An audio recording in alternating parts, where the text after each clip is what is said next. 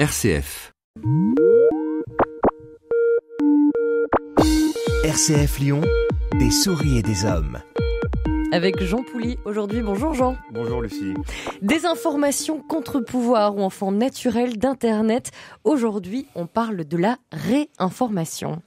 Ah oui, une drôle de mot que la réinformation, comme si nous vivions dans un monde de propagande généralisée et de complots orchestrés par des pouvoirs occultes, nécessitant d'informer une deuxième fois les citoyens, donc de les réinformer. Et pourtant, depuis quelques années, ces sites ne cessent de se développer sur Internet, au point pour certains d'obtenir des audiences parfois supérieures aux plus grands médias, désormais qualifiés de mainstream, donc courant dominant. Ce phénomène, qui n'est pas nouveau, prend néanmoins de l'ampleur dans un contexte de forte défiance des citoyens face aux différentes formes de pouvoir, et il nous interroge notamment sur le rôle d'Internet et des réseaux sociaux dans la production et la diffusion d'informations, et sur la place qu'ils ont dans notre vie démocratique. Et quels sont ces médias qui prétendent nous réinformer ? Alors, la plupart sont des médias dits indépendants, sur Internet, et classés à l'extrême droite. Ils se distinguent ainsi des très nombreux autres sites d'information indépendantes, comme par exemple Agoravox, Basta ou Reporter, qui abordent souvent des thématiques comme l'environnement, la santé ou encore les relations internationales. Alors, dans cette galaxie des sites indépendants, la plupart de ceux qui revendiquent faire de la réinformation sont classés à l'extrême droite, et dans certains milieux catholiques. On parle même de réinfosphère. Il regroupe des sites comme Français de souche, Novopresse, Égalité et Réconciliation, TV Liberté ou encore Méridien Zéro. Et ils proposent quoi concrètement ces sites ? Alors la réinformation est en fait plutôt une sorte de réinterprétation des informations produites par les médias soi-disant dominants. Car la facilité de manipulation de l'information, permise par Internet, justement permet à ces sites de collecter différentes bribes d'informations, des textes, images, sons, vidéos, citations, documents, qu'ils synthétisent à leur guise pour créer une réinformation. En fait, ces médias fonctionnent plus en réaction par rapport à l'information dite officielle, qu'en média original qui produirait sa propre information exclusive à partir d'un important travail d'investigation sur le terrain. C'est sans doute aussi pour cette raison qu'ils sont généralement taxés de réactionnaires. Le reproche principal qui leur est fait est de compiler des informations, plus ou moins bien vérifiées, et ce, au service de leur opinion. Alors pourquoi ça a du succès ? Alors, comme le constatent de nombreuses études d'opinion, la défiance des citoyens par rapport aux médias ne cesse de croître, année après année.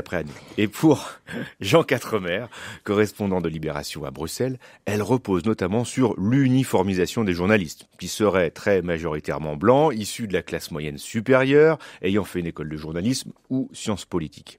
Par ailleurs, cette défiance va de pair avec celle qui concerne aussi les hommes politiques, et plus largement les différentes formes de pouvoir. Et la collusion entre ces deux sphères de pouvoir renforce encore plus ce sentiment de rejet. Enfin, les journalistes sont accusés par cette réinfosphère, à tort ou à raison, d'être majoritairement de gauche, ce qui explique sans doute le positionnement très à droite des sites de réinformation qui prospèrent aussi parce qu'ils sont très clairement dans une posture d'opposition, toujours plus facile à tenir, et qui attire le lectorat. Alors leur posture va même jusqu'à jouer le rôle de résistant face au système, de David face à Goliath, un registre classique qui marche toujours. Mais alors quels reproches ces sites font-ils aux médias dominants ?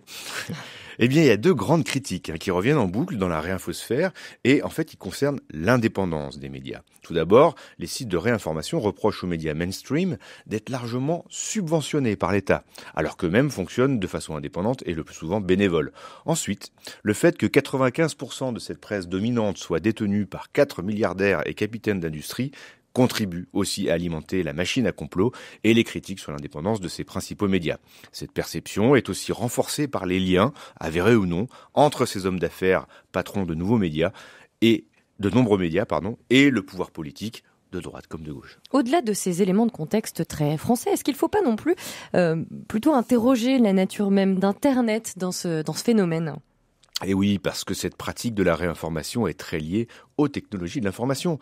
Internet, on en avait parlé, est un véritable pharmacon numérique qui véhicule dans le même temps le poison et son remède. On trouve tout et n'importe quoi en ligne et surtout, cette matière première qu'est l'information en ligne est très volatile, très accessible et facilement remixable par tous. Alors chaque internaute peut ainsi devenir un journaliste en herbe, pris par le vertige de comprendre enfin la vérité, surtout si elle est cachée par les puissants de ce monde.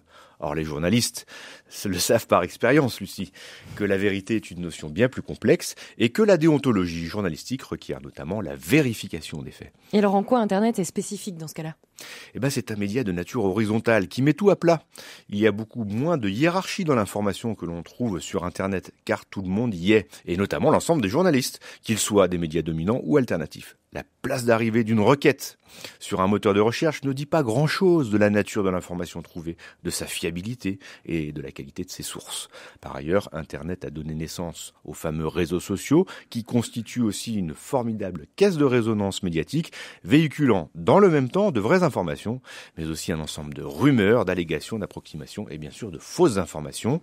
Difficile pour l'internaute non averti de faire la part des choses. Donc si on se projette un peu dans le futur, quelles sont les perspectives de ces médias de réinformation ? Écoutez, paradoxalement, les Français qui se méfient massivement des médias dominants sont également très majoritaires à se méfier d'abord d'Internet, qu'ils considèrent comme une source d'information peu fiable. Et c'est plutôt rassurant. On peut se donc dire qu'ils ne prennent pas pour argent comptant toute cette information remixée dans un sens ou dans un autre. Mais il me semble en revanche beaucoup plus urgent de donner aux jeunes générations une véritable éducation aux médias, avec notamment l'apprentissage critique de la recherche d'informations, la vérification des sources et la découverte des techniques d'investigation qui nécessitent de sortir un peu d'Internet et d'aller sur le terrain. C'est, je pense, à ce prix seulement qu'Internet deviendra un outil utile pour se forger un esprit critique et donc faire vivre la démocratie. Merci beaucoup Jean Poulion. On vous réécoute sur notre site internet rcf.fr, rubrique des souris et des hommes. À très bientôt.